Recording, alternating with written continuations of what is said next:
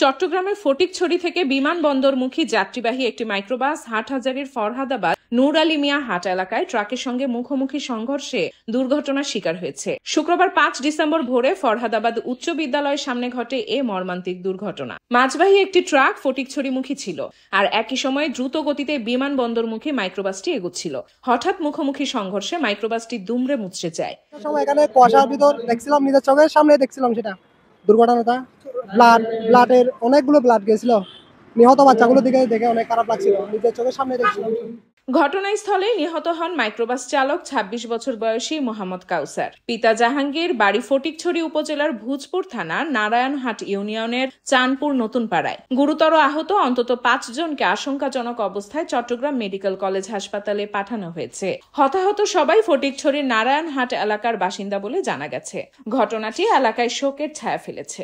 এখানে আমরা নামাজের পর সকালে এখানে দাঁড়াইছিলাম, রাস্তায় তেমন কেউ ছিল না, মানুষ কিছু কিছু মানুষ লোকজন অন্ধকার ছিল, তখন কুয়াশার জন্য মানুষ দেখা যাচ্ছিল না। তো কিছু কিছু লোকজন বের হচ্ছিল মসজিদ থেকে, তো ওখানে একটা বড় সড়ো মানে আওয়াজ হয়েছিল, গাড়িটা মাছের গাড়ি, এটা এদিক থেকে আসতেছিল।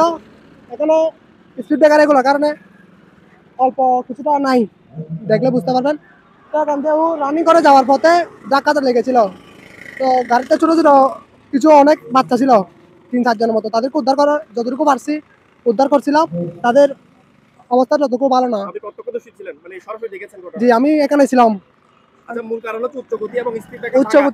স্পিড ব্রেকার ভাঙার কারণে ও রানিং করছিল, আর সামনে যে গাড়িটা ছিল পাঙ্গাসের গাড়ি মনে হয়, মাছের গাড়ি, ও ধাক্কা লেগে আর আহত হয়েছিল। ছোট ছোট বাচ্চাগুলো বেশি আহত হয়েছিল, কানের নিচে রক্ত, ব্লাড, সামনে দেখছিলাম সবগুলো।